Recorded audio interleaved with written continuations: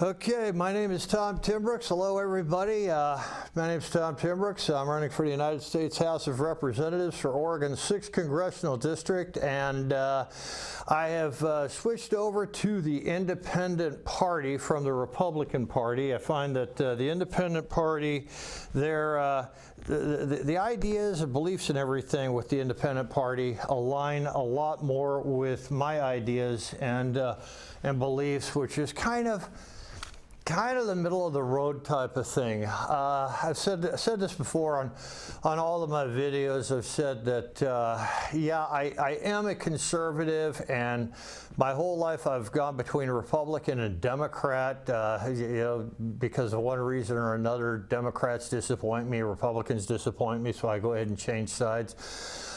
So the Independent Party, really, the values of the Independent Party I've found align more with my personal political beliefs, my personal political ideologies and everything. So I've decided I'm going to go over to the Independent Party. And in Oregon, being a member of the Independent Party means that you can't vote in the primary, but you can vote in November. So if you are a member of the Independent Party, then you won't be able to do the primary, but you may or may not see my name on the ballot in November.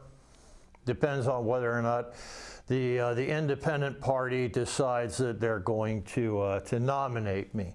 So anyways, today I wanted to go ahead and start talking about something that people have been asking me this ever since I decided to start running. So what about the housing crisis? The housing crisis in America, and that's something I'm going to talk about. But first, there's a couple of things on my to-do list, my talking point to-do list here. That's me with a little bit of a beard. Yeah, I'm cute.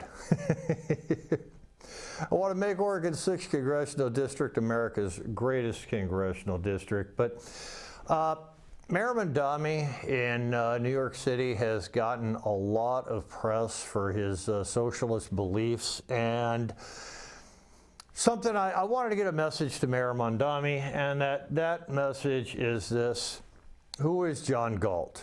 Okay, who is John Galt? I would like, if you're from New York and you address Mayor Mondami, just ask, who is John Galt? And of course, who is John Galt, that is in reference to an Ayn Rand novel called Atlas Shrugged.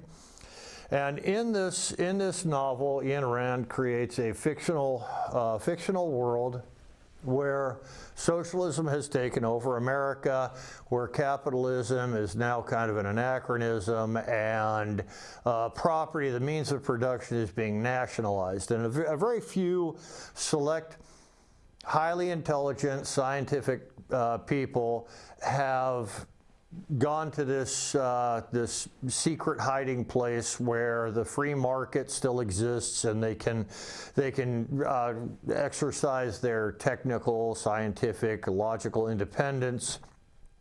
And the people who are left behind in America, who understand the futility of socialism and how socialism has destroyed America, they realize they can't go around saying socialism is terrible, socialism is bad, because they'll be hunted down by the party, they'll be hunted down by the government.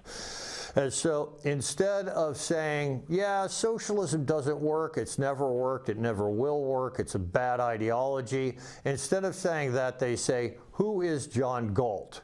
And of course, John Galt in the book Atlas Shrugged is the main character who starts this movement. He invents something that's just absolutely amazing, and the government, of course, seizes his invention, seizes all of his methods of production.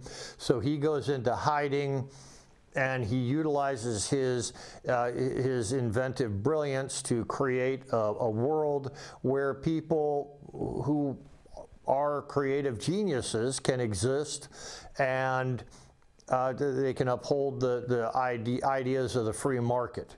So this is what's happening in New York presently. You have all of the wealthiest people in America who once occupied the skyscrapers with all these beautiful apartments with floor-to-ceiling windows, these amazing, beautiful apartments, the skyline of New York and everything. All of these incredibly super wealthy people are leaving New York. They're leaving in droves. They're going to Texas, Florida, wherever it is, they aren't punished for being incredibly wealthy. And so now the governor of New York State is asking these people, these extremely wealthy people, hey, come back to New York, please? This kind of thing. So, come back to New York so that we can tax you like 50, 60, 80% so that we can pay for all these social programs that have been created and punish you for being wealthy. And that's, that's kind of like going back to a toxic relationship with a really toxic partner who's, it's like, yeah, that's my significant other. Oh, really? And what does your significant other get out of the relationship? Well, nothing. Oh, what do you get out of the relationship? Well, everything. Okay. Yeah, that significant other is going to break up with you and leave and go find somebody that is not as toxic as you are. Okay? If your significant other gets absolutely no benefit from the relationship, that person's going to leave. And it's the way wealthy people are in New York. These people who live in New York City, they're some of the wealthiest, most industrious people in the world, and they're all leaving. And as they leave New York City, as they leave New York State, they should all just ask the question, who is John Galt? Why are you leaving New York? Who is John Galt? Just ask that. Okay, that should be, let's get banners and signs and bumper stickers and send them to New York City, and just this bumper sticker, banner, sign, whatever, will just say, hey, why are we leaving New York? Who is John Galt? Okay, that's the thing there. So another couple things here. Something I saw a couple of weeks ago, Tim Walz, who is the governor of Minnesota, Minnesota is a place that has all of the Somali fraud. Well, I shouldn't say Somali fraud. The Somalian people who came to Minnesota and set up these fraudulent daycares and fraudulent businesses that are supported by the government. These people are making millions and millions and billions of dollars of fraud. Tim Walz more than likely had it within his power to investigate what was going on. And it's being found out that the whistleblowers that were in his government that were showing the fraud, saying, hey, this fraud exists, everything, they were being threatened, told, shut up, just mind your own business. Tim Walz is being brought in front of Congress, and this is a couple of weeks ago. Tim Walz, and he's up there, and one of the Congress people is interrogating him, saying, how much money this, how much money that, how much money? And Tim Walz is just, the guy, he's just standing there, he's saying, I'm not a prop. Look, I'm not a prop. I don't have those numbers. If you've got those numbers, tell me the numbers. Then I can agree with the numbers or disagree or whatever. But you've got the numbers in front of you. Tell me, present the information to me, okay? Because, Tim Walz, he's not really that impressive of a governor, but he is a human, and he deserves the same dignity and rights as any other American. What you have basically is a conservative party, and the Conservative Party in Congress knows that they have the total support of Donald Trump and the conservative people in the executive branch. So what's happening is, what I see is, I think the Conservative Party is going a little bit too far. I think that there could be we're missing out on an opportunity to have a much more constructive relationship with the Democrats, with the liberals. Remember, 50% of the people in America are Democrats. 50% of them are liberals. They support the liberal agenda. And the government is there for everybody. So I think a better method, if I were a member of Congress as an independent, I don't have to support the Republican or Democrat agenda. I can support just the plain logical, reasonable agenda. And the Constitution of the United States is built entirely on the idea that reasonable people are going to be running the government. What would a reasonable person do? The legal system, you have a judge that's sitting up there on the bench, and this judge is thinking to himself, what would a reasonable person do in this situation? What would a reasonable person think in this situation? And that's really I see that, since the conservatives have taken over, we had Joe Biden and liberals and tampons in men's rooms and people identifying as women and all this other stuff, and men in women's sports and like that. And the conservatives are just taking back everything, saying, just get out of here, you. Okay. I don't agree with men and women's sports. I don't think tampons are necessary in men's rooms, but I mean, it's not up to the government to decide these things. It's up to the free market. The free market needs to decide these things, and the people who are killer clowns from outer space, man. It's a great coffee is good. It's a pretty neat movie. I love the movie, but it's more. I support. What's the name of the actor? He did the Buddy Holly story, but anyway, really good actor. He had a debilitating stroke. He gets on Facebook. He gives these announcements and everything, and says how his life is going. He wears a hat that says "Killer Clowns from Outer Space." I don't really wear hats. So I don't have a hat, but I do have a coffee mug that says "Killer Clowns from Outer Space." So anyways, with the whole Tim Walz thing, my big thing, I'll tell people all the time, the single most valuable commodity in the world has always been information.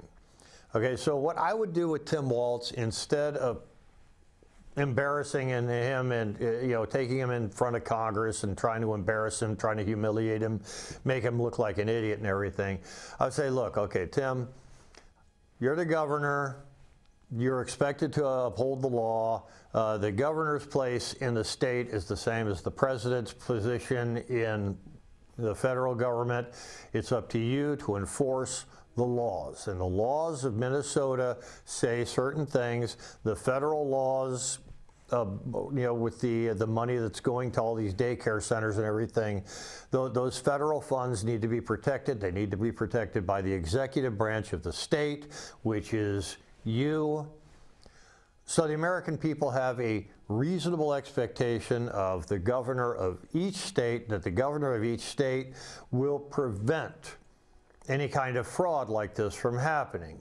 And since you're in control of the state, you're the person that everybody in America is depending on to prevent the fraud. You didn't prevent the fraud. We don't know whether you're implicated or not. We don't know if you had a part in it. But what we need is for the fraud to stop. So let's do it this way. Instead of us demanding all kinds of information and trying to embarrass you and make you look bad in front of America, we'll say, Governor Walz, can you help us to stop the fraud? Can you help us to eliminate the fraud? Can you help us to track down the fraudsters?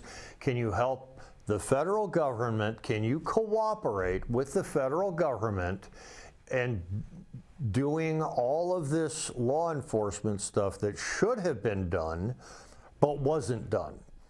Now, we don't know whether or not you're just a really incompetent governor or whether you have actual criminal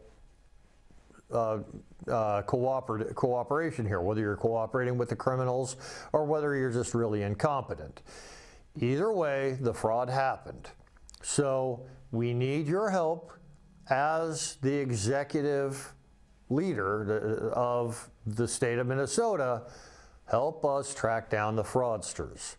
And I think that would be a much better, a much more constructive, much more positive relationship than, just the conservatives embarrassing and humiliating the governor. So I don't think that either party should really, bring people up in the public kind of witch trial thing to embarrass and humiliate them. I think they should try to extract information, try to figure out, use reasonable force, reasonable questioning, reasonable tactics to figure out what happened. As soon as they found out what has happened, act on that information. And, if the person is just incompetent, then he's incompetent. If the person was actually criminally liable, figure out what to do there. But stopping the fraud is a major thing. It's something very, very important, because there are a lot of legitimate businesses that depend on those government subsidies. There are a lot of people out there who have legitimate businesses that are providing legitimate daycare for working people's children. And the government does this stuff because it's the general welfare. That's in the preamble, promote the general welfare. So the government, by promoting the general welfare, provides subsidies to daycare centers so that working adults can continue with their careers. Makes perfect sense. Is there fraud? Well, yes, there is fraud. Let's find out the extent of the fraud. Let's find out who's guilty, who did criminal stuff, who didn't do it, and let's go on from there. But bringing a person up in front of the country to humiliate and embarrass and harass them, I don't think that's something that I would ever do, because Congress is not there to perform that act. Congress is there to collect information, to collect money from the taxpayers. Congress, Article 1, Section 6 of the Constitution says Congress can tax and spend. So information being the most valuable commodity that there is to Congress, Congress gets this money from the taxpayer and then spends that money according to the information that has been provided to Congress. This information about fraud will help Congress to allocate those funds in a reasonable way. So like I said, information, most important, because Congress's big job is to spend that money so that we can promote the general welfare, along with the other things, for a more perfect union, blah, blah. Okay, so anyways, that's what I would do. That's what I got there. So yeah. Another thing I keep on hearing about, this is my emotional support clipboard. Civil War, revolution. I keep on hearing, and I'm a conservative, so I listen to conservative podcasters and like that stuff. I don't really much care for the liberal podcasters, because a lot of times what the liberals will do is they'll just get on there and start talking all kinds of bad stuff about Republicans and conservatives and Donald Trump and the MAGA agenda and all that stuff. And I'm thinking, well, I don't really want to listen to a bunch of negativity, but the conservative podcasters, a lot of the stuff that they say is also kind of negative. Gary Busey, that's the Killer Clowns from Outer Space guy. Gary Busey, or is it right there? It says Killer Clowns from Outer Space, man. Gary Busey. Gary Busey was a really good actor. A long time ago, I remember he came out with, was it the Buddy Holly story, and several really good movies he was a part of. That he really is a very significant actor, good actor. Debilitating stroke, but he's still pumping out the videos on Facebook. So, hey, I support Gary Busey. Great guy. So anyway, back to this thing. These people, and I talked to some of the conservative business owners in town, and they're talking about, man, revolution, man. That's what's going to happen. Revolution. Yeah, we're going to have a civil war. And this comes from the liberals also. You'll hear the Antifa people, the liberals. They're all like, oh yeah, civil war, revolution. Yeah, that's not going to happen. That's just blowing smoke. That's just silly. It's not going to happen. First of all, war requires structure. It requires resources. It requires infrastructure. Okay, it's like something Napoleon said. Napoleon said, amateurs debate tactics, and experts talk about logistics. Okay. Who's going to pay for the revolution? You've got these liberals who are running around, yay, Antifa, boo, MAGA, all this stuff, and they live in their mom's basement, and they get high all day and watch cartoons on a beanbag chair and like that, and they're like 45 years old. I mean, who's going to pay for this revolution? Your mom and dad? Give me a break. And for the conservatives, it's like, yeah, there's not going to be a civil war because, I mean, first of all, these guys, they can't really fight a war. And what are you going to do? You're just going to, you can't get really super violent with these people because, I mean, seriously, they're not really violent people. They're vociferous. They want certain things, and plus they're really bored. They can't get a job because, they all have these college degrees in like art history and stuff like that. They really can't get jobs that are good, and they made some mistakes in their lives, getting these useless degrees and like that, and they're working at Starbucks trying to pay off their college degrees and like that. So, yeah, there's not going to be a civil war. There's not going to be a revolution. That's just silly. There's no organization. There's no commitment or anything. It's just people yammering. So I really would like these people to stop talking about revolution and war. That's just dumb. Anyways, okay, so got water too. I got the water, and then I saw my coffee cup, and I'm like, I need coffee. And it was. Okay, so I'm going to get back with this here. So the housing crisis, okay? I want to talk about the housing crisis. And I wrote this thing. Usually I got my slides and everything, but I wrote an opening statement here. Well, me and ChatGPT wrote an opening statement here. See if you like it. The housing crisis system designed for scarcity. When we talk about the housing crisis, the conversation almost always begins the same way. There aren't enough homes, prices are too high, something must be wrong with the market. But what if the market isn't failing? What if the system is working exactly as it has been designed to work? As an engineer, I tend to look at problems through systems. Every system has inputs, constraints, and outputs. In project management, there's a well-known principle that applies to nearly every system we build: time, cost, and scope. This is called the quality triangle, people. Okay, quality triangle. In housing, those three constraints translate to how quickly homes are built, how much they cost, what you actually get for your money. This is the housing quality triangle. There's a simple rule: when time and cost increase, scope must decrease. Now let's look at what happened in the housing market. Over time, policies have been introduced that increase the time it takes to build homes through zoning and permitting, increase the cost of building through compliance requirements and land constraints, increase demand through subsidies and expanded access to financing.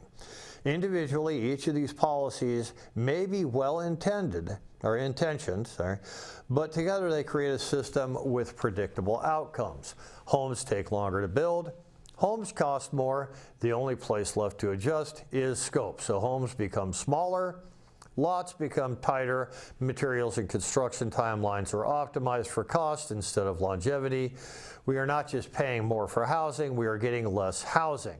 This is not a mystery, it's a system response. Once the system begins to produce these outcomes, another pattern emerges. Housing becomes less affordable, the public demands action, policies are introduced to help people afford homes. Those policies often increase demand without increasing supply. Prices rise further, and the cycle repeats.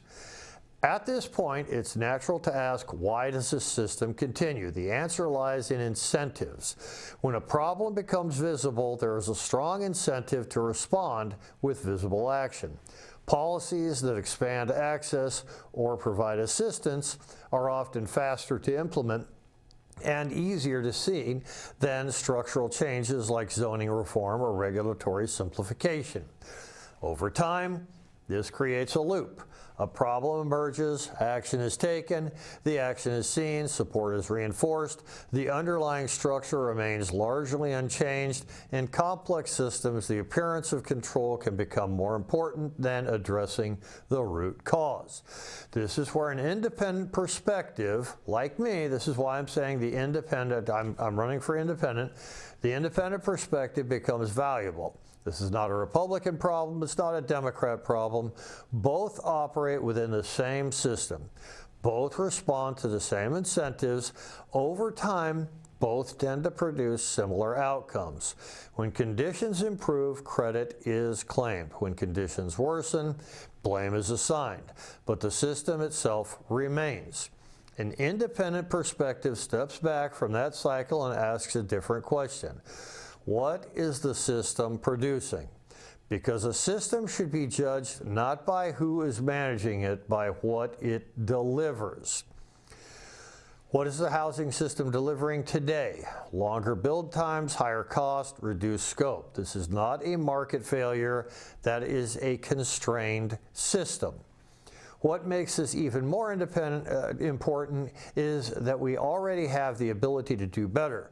Modern construction methods like modular factory-based building have the potential to reduce build time, improve consistency and quality, lower overall cost. In other industries, we've moved towards controlled, efficient production systems. But in housing, many of these approaches are difficult to implement because of the very constraints embedded in the system. So instead of evolving towards efficiency, the system reinforces limitation. If we want different outcomes, we have to think differently, not in terms of which policy to add, but in terms of which constraints to remove. A system that is allowed to function will respond to demand. Builders will build more, competition will improve quality, innovation will reduce cost and time. That is how every other production-based system improves over time. So the question is not, how do we manage the housing crisis? The question is, how do we stop creating it? Because a healthy housing system would produce faster availability, lower cost, higher quality. If we are seeing the opposite, that it's not the market that needs to be fixed, it's the system. Don't manage scarcity, remove constraints. And that's, so basically, the system we have now is creating a lot of constraints. And the reason it's creating a lot of constraints is because politicians want to be seen doing something. Okay, now, the housing market, we say, well, they don't build them like they used to. And that is true. They don't build them like they used to. They build them better. Nowadays, they build houses nowadays much better than they built 100 years ago. Now, you will be able to see houses that were built 100 years ago that are still standing, and these are amazing houses. But think about it. These houses that were built 100 years ago that are still standing, that are amazing houses, they weren't just your tract homes. These houses were substantial, well-built houses from the beginning by very wealthy people. So these would be rich people or upper middle class people who were building these houses at the time 100 years ago. Most homes that were built, they were, built as cheaply as possible. They had a lot of asbestos, they had lead pipes, they took shortcuts, the rooms are small, the lots are small. If you look at some of these inner city tract homes that were built 70, 80 years ago, what you'll see is, one house is this far away from another one, and people can just look at each other through the windows here. So they actually build houses better now because certain codes have been upgraded, but most of the problems that have been created with the housing crisis now have nothing to do with the actual building standards themselves. They have more to do with what the government is doing to help people to own houses. And that's what I want to get into. That's what I want to get into next, okay? I guess the housing crisis, a system designed for scarcity. Let me elaborate a little bit on that. And in Washington State, there's something about reparations for slavery, reparations to black people for slavery. And what they're saying is, if you can show that you're a black person whose, ancestors were slaves or something like that, they will help you to purchase a home. Well, what that's going to do, let's say the government is going to give a black family $100,000 to help them purchase a home. Well, what that means is the home builder is going to ask these people, okay, well, how are you going to pay for this home? Well, we're going to pay through this program. They're going to give us an extra $100,000. Well, that's fantastic. That means a house that would have cost $400,000 is now going to cost $495,000. See? So the home builder knows how much money they can spend.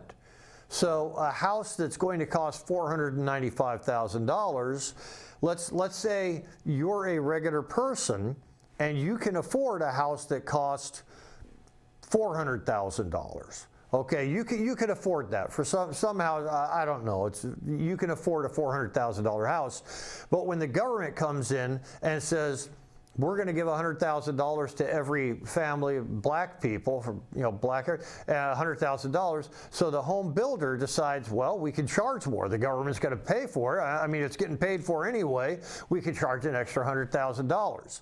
So now people like you who can only afford $400,000 for a house, you're going to be priced out of the market because the builders are only going to sell these houses for $500,000. Okay, so and the other builders around the area are going to say, oh, well, they're selling for $500,000. We're going to sell for $500,000. So the regular person is going to suffer because the government wants to provide funding for people to purchase houses. And that's the kind of thing, these government actions, the best of intentions, they have really good intentions. They want people to have houses. They want to end the whole reparations debate and everything.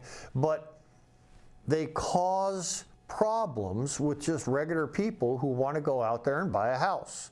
See, and these are things that government does, the best of intentions, that totally screws things up for everybody else. Okay, and that's what I want to get into here. A system designed for scarcity. Okay, what if the housing crisis is not a failure of the market, but the result of how the system has been designed? And like I just said, Republicans and Democrats are both going to fight over this and say, no, we can provide cheaper houses better. We can. And they're going to fight over this. And anytime that there's any kind of fight, the people who suffer the most from this combative interaction, this argument, are the people who have nothing to do with it. You know, you, me, just the regular people out there trying to make a living, buy a house, put food on the table, we're going to suffer because the Republicans and Democrats are bickering with each other. So that's what I'm talking about. The system has been designed to maximize the visibility of any systemic change. Okay, the Republicans do some kind of change, they get credit. You know, Democrats, same thing. And this is why I like the whole idea of the independent, because being an independent, I can say, well, neither side really makes sense. Why don't we just do it the logical way and not provide government subsidies? You don't provide government subsidies, and the home builders will charge less for their homes. Doesn't that make sense? You know, so anyways, most explanations focus on not enough homes, rising prices, and market failure. The alternative view, that's my view, the system is working exactly as designed. The outcomes are predictable. And like I said, it's designed to make, you know, the Republicans or the Democrats look better.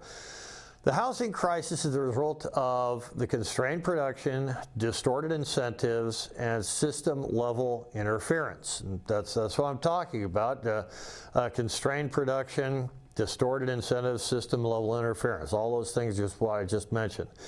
The engineering principle, remember, I'm a manufacturing engineer. I'm your manufacturing engineer. I'm going to see what I can do. I'm going to approach you. You guys send me to Congress. You guys send me to Congress, and here's what's going to happen. I'm going to take my 35 years as a man. Good Lord. It's more than 35 years. Oh, God, I'm old. Anyways, you send me to Congress. I'm going to take all my experience as a manufacturing engineer, and I'm going to see what I can do. Got to keep checking the microphone, make sure it's there.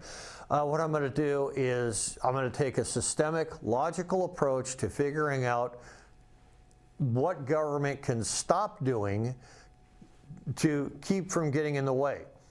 Okay, because that's the problem. The problem is that the government is doing too much. It's not that the government isn't doing enough or that they're incompetent or lazy. There's too much government. I mean, let's look at the economy right now. The economy is doing badly because of the government shutdown. The government shutdown should not affect the economy at all. Okay, the government should not have this much power over the United States economy. The stock market's doing badly, TSA lines and like that. A lot of stuff is happening because of the government shutdown. Or not happening, I should say, because of the government shutdown. Government shutting down should not have that much effect on the economy. Okay, so the government is doing too much. There are too many government programs, too much government oversight and interference. Let's get rid of the bad, keep the good. That's the whole Pareto chart analysis and everything. That is exactly the kind of thing I would do. So the engineering principle, every system operates with three constraints: time, cost, and scope. And that's the quality triangle. And that defines the quality triangle. For housing, it's availability, affordability, and what you get. This is the quality triangle here: cost, scope, and time. And this is something that, as an engineer, I'm very, very familiar with. When time and cost increase, scope must decrease. And that's just, that's the whole quality thing, okay? Too much time, scope, too much cost, okay. Yeah, scope will decrease. We're not just paying more for housing, we are getting less housing. And that's just, that's a fact. How the intervention distorts the system. And here's the thing. My first home I built, I bought 1990, was it 6? I think 1996, 1995, 1996, somewhere around there. And I bought it for $78,000. And it was a good little house. It really was a good little house. 3 big bedrooms, den, kitchen, living room. Really nice. 2 bathrooms, walk-in closet. really nice little house. It's on a big lot also. So $78,000, bought a lot. My most recent house purchase was in 2020, and I got a smaller lot, I got smaller rooms, I got smaller everything. The quality, I would say if the first house I bought, the quality, let's just say arbitrarily, that was a 10. On a scale of 1 to 10, that was a 10. I would say the quality of the house that in 2020, I would say that quality is about a 7, because there were just a lot of things that went wrong, and I was pretty happy to sell that house. And the crazy thing is, I made a whole lot of money off the sale of that house. I really shouldn't have, but housing prices just keep going up, and it's crazy. And it's just because government incentives, the government involvement is always a bad thing. Okay, it's like Ronald Reagan once said, "We're the government. We're here to help." No. Okay, how intervention distorts the system. Government intervention affects all three sides. Time increases, cost increases, scope decreases, slowed production, zoning restrictions, permitting delays, and regulatory approvals. And sometimes those are good, sometimes they're bad, but those are minor problems with it. Fewer homes get built and slower response to demand. The cost, compliance costs, land use constraints, and subsidized demand, those increase, and they increase the cost of the house, so prices rise across the market. The adjustment variable, when time and cost rise, builders have to reduce scope, so they're going to create a smaller house, less stuff. Smaller homes, smaller lots, lower grade materials, reduced durability. In my last house, the one that was built in 2020, it's in a little neighborhood. In that neighborhood, it wasn't even 5 years. 5 years had not passed. There were 5 houses that needed their roofs to be repaired. A roof should last at least 10 years on a house. Okay, they warranty the roof for like 10 years. And within 5 years, there were 5 houses that needed significant roof repair. So, yeah, this is a problem. This is what I'm talking about by reduced stuff. Anyway, combine longer build times, higher prices, and lower value delivered. The feedback loop. Housing becomes less affordable. Government increases subsidies, loan access, and assistance programs. And like I said, these all affect how much money a builder is going to charge for a home. And of course, the builder wants to charge as much money as they can possibly charge. So if the government steps in and makes it easier for somebody to purchase a house, then the builder is just going to charge more money. So yes, the government's making it easier for you to purchase a home, but the builder is going to charge you more money for your home. So you're not really winning there. It's not a positive. It's not a net positive to you, the consumer. So, I mean, it's a bad thing. If I were to go to Congress, I would definitely try to do something about it. Demand increases, supply remains constrained. Prices rise even further. So more intervention follows and the cycle repeats. So why the system persists? Why does this system continue? Citizens expect visible solutions. Leaders are incentivized to respond. It's like I said, in politics, in the world of politics, perception is reality. And so what people expect, what the voters expect, is that the politicians that they send to Washington and the state Congress, that those politicians will come up with visible fixes. Like, here's $10 billion for this. and the taxpayer will say, wow, the government's spending $10 billion on this. That's good. No, it's not.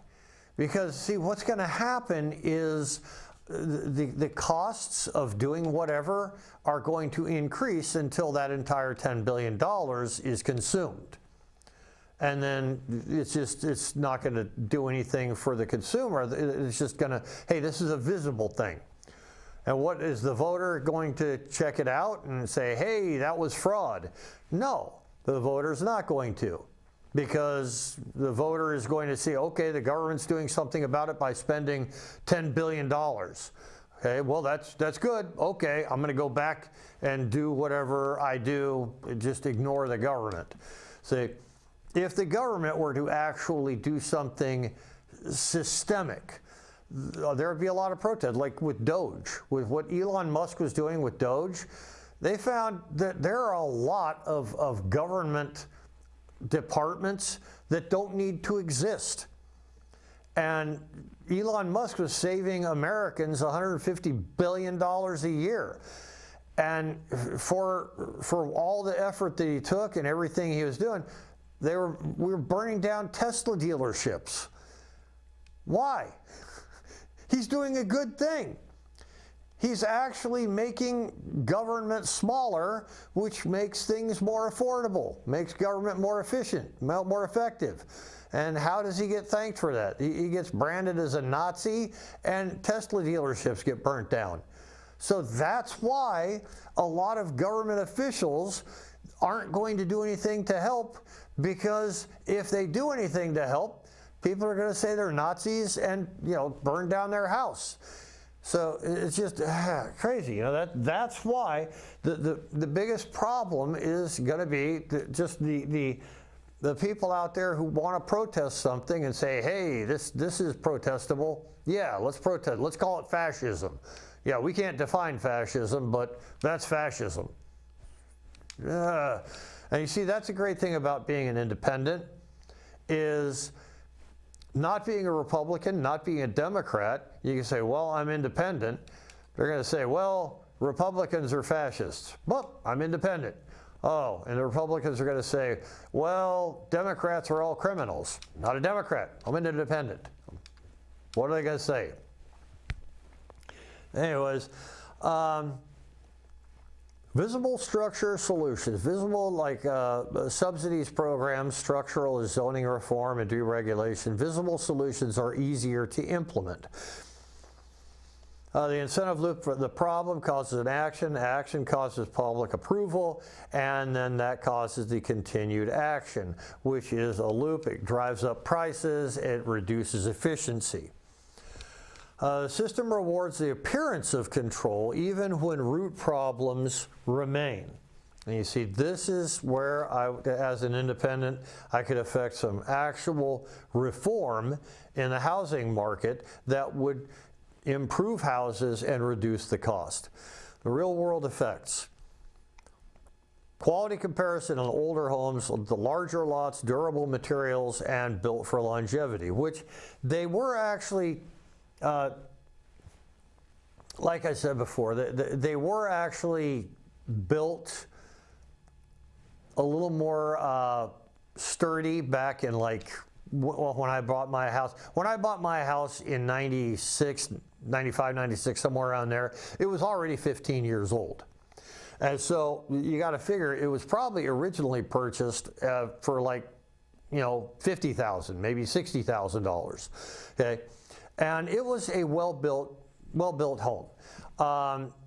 The problems I had with the house that was built in 2020, those are problems that I never saw in the house that I bought that was built in 1980 or whatever. Okay, so yeah, in the 1980s, 70s, 80s, and like that, they did build the houses better than they build them nowadays. Okay, so that's what I mean by, the good old days. I'm not talking about 1920 and 1915 and like that. I'm talking about just a couple of decades ago. So the houses that were built a couple of decades ago, bigger rooms, more bathroom space, more closet space, all kinds of space.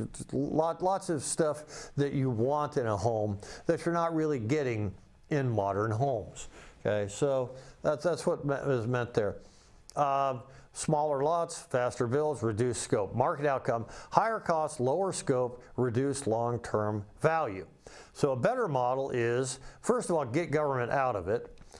Modular construction, and it's just a suggestion, it's not a rule. Okay, this is something, I have a degree in architecture that I got back in like 1983, something like that. And I studied, one of the things that they showed us was modular construction.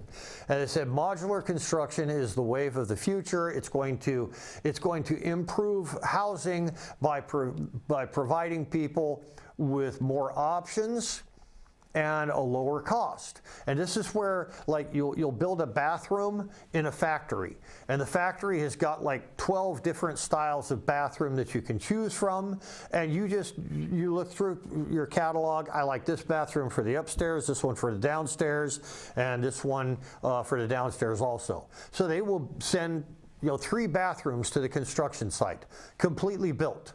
And all you have to do at the construction site, just put them in place, connect everything, and boom, bathroom's done. And you can do the same thing with kitchens.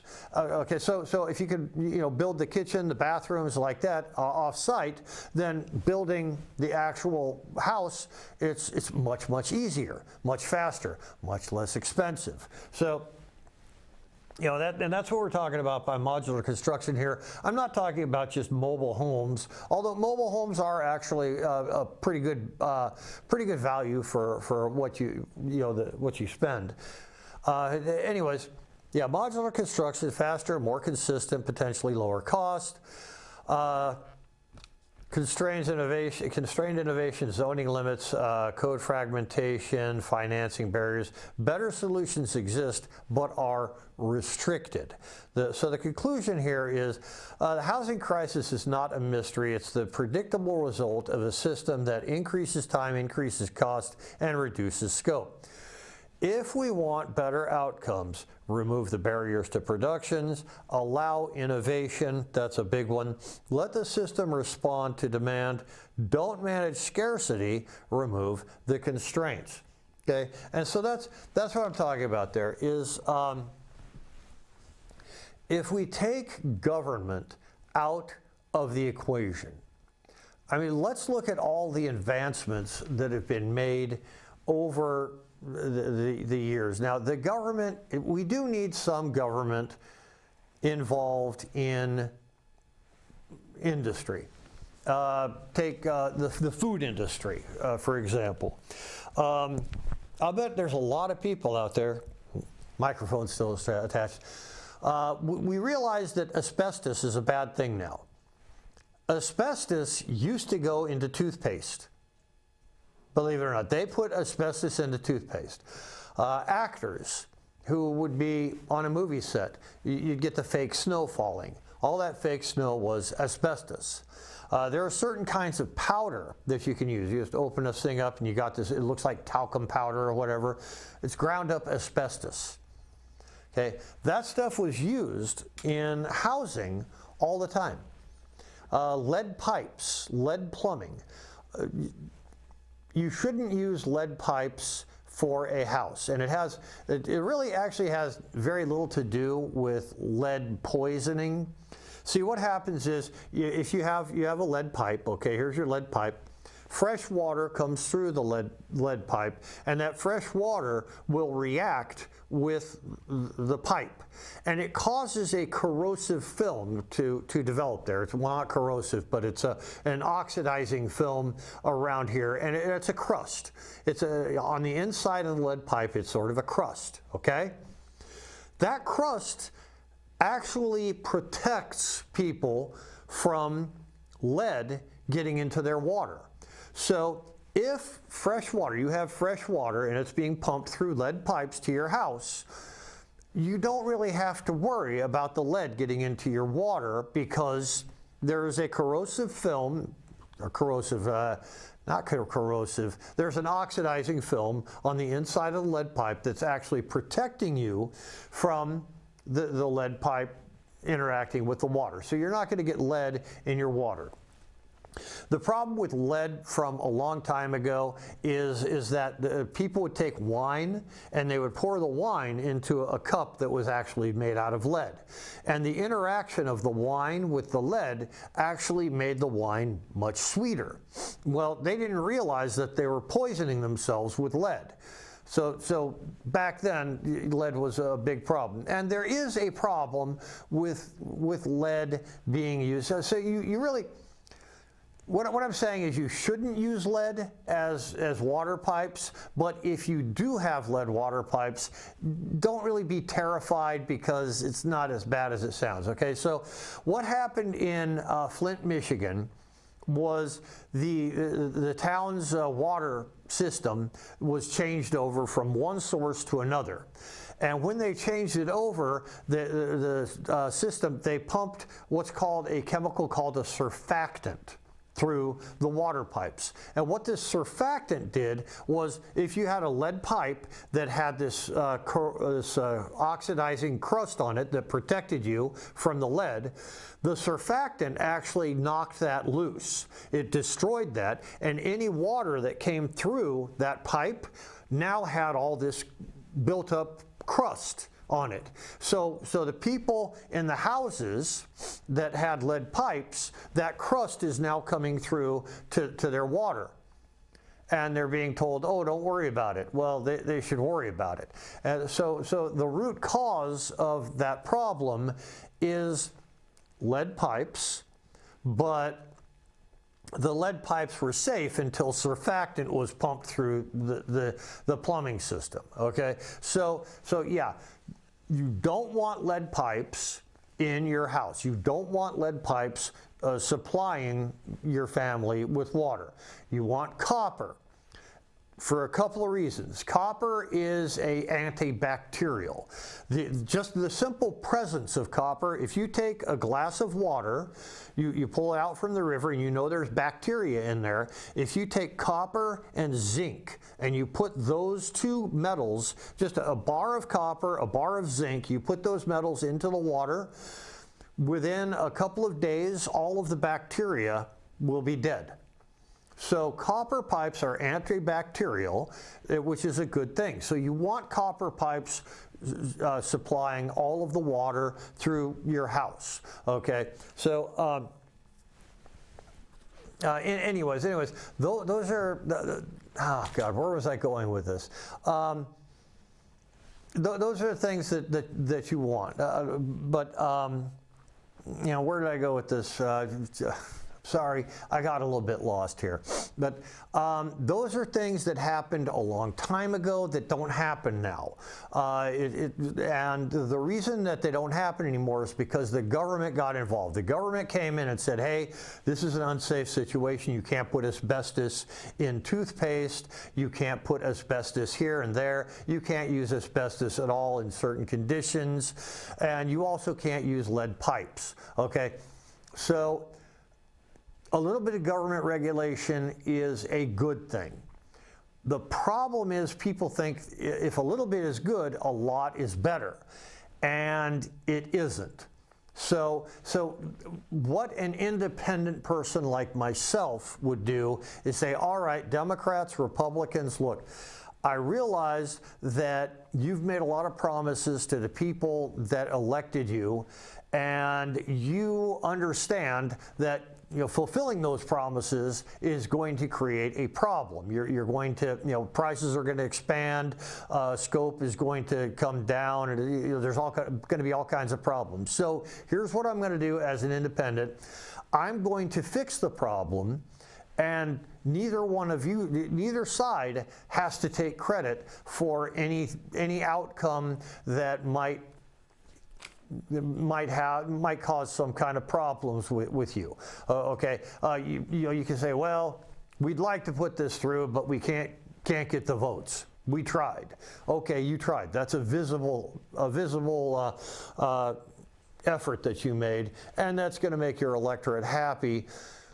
because perception is reality in politics. Okay, so you can rely on the independent people to not have the Republican or Democrat agenda in front of them.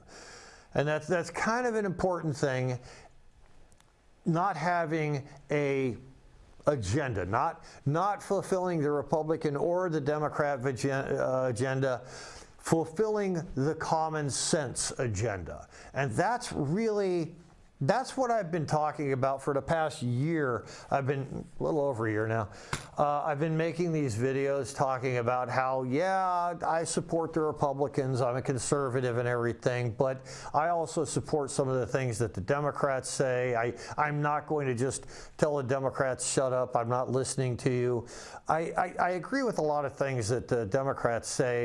You know, we want the world, we want America to be a more humane and good place for people to come to and like that. But you know, we really have to constrain the immigration. And a good example of this is just last week, this college girl was shot in the back of the head over in, I think it was Chicago. And, you know, she was just hanging out with her friends, and this person, this illegal alien, he's in the country illegally. He had a gun illegally. I don't know how he got his gun, but, you know, crime. He shot her in the back of the head, killed her.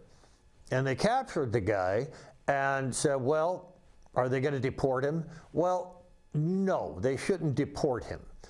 What they should do is put him in jail. And I would say, see, I'm a fan of capital punishment. If they need to execute him, if by American law he needs to be executed, I would say execute him. But the thing is, this guy has tuberculosis. Now, he was allowed into the country in spite of the fact that he has tuberculosis. And I think I've told you before, tuberculosis is the #1 killer of human life. And I believe one of the statistics that I've seen, I could be wrong with this, but if you take the total sum, the total number of people who have died in every war that has ever existed since the dawn of human civilization, if you take that number, tuberculosis has killed more people than that number. So tuberculosis is a big killer. And most third world countries, they don't know. They don't even understand it. You know, mom and dad will have tuberculosis, they'll give it to their children, and it's just, I don't know, just tuberculosis. We don't know what to do. In the United States, the CDC has done a really good job in eliminating tuberculosis. But with the encroachment of all of these people from third world countries coming here illegally, the rate of tuberculosis has skyrocketed in America. And you know, that's a terrible thing. So these are things that we have to consider. Okay, and once again, with the Democrat agenda, the Democrats back during the Biden administration opened the borders, let them all in. And a big part of that is because this is how the Democrats were planning on getting a lot of votes. You know, because if you provide somebody with an opportunity to be a citizen in the United States and offer them an opportunity to vote, regardless of citizenship, they're going to vote for you. They're going to vote Democrat. And this is the way the Democrats were planning on staying in power, retaining and maintaining their power, is by allowing all these people to come into America. And they completely forgot, hey, tuberculosis. Well, a lot of people in America are going to die because the Democrat agenda was just get lots of people in America who will vote for us. And you see, the independent agenda is the logical agenda. It's the reasonable agenda. The agenda from the wise mind agenda, I guess I should say, the wise mind agenda. If you want the wise mind agenda, look for the independents, because either the other side, they're going to have Republican or Democrat, conservative, liberal agenda. The wise mind agenda is going to be the independent agenda. So that's really my recommendation is, the wise mind agenda. Oh, shit, you know what? This isn't even over. Yeah, it is over. Okay, so yeah, that's all I have for today. This is my raccoon of finished presentations. And these are the 10 big things. And number 4 there, you see TB and polio screening. Polio is still in the world, and polio can affect America. It's not if, it's when. I support President Trump for the Nobel Peace Prize, and Tulsi Gabbard for president in 2028. I just think it's a good thing. Make America great again, yeah, but make Oregon 6th Congressional District America's greatest congressional district. And that's what I'm all about, the Mosk Dagda agenda. So anyways, that's all I have for today. And I hope you vote for me, but mostly just vote. I hope I get on the November ballot. If I don't, well, still consider who you're voting for. Consider, because the independent thing is it's really a good one. So anyway, thank you very much for showing up and listening to me, and God bless.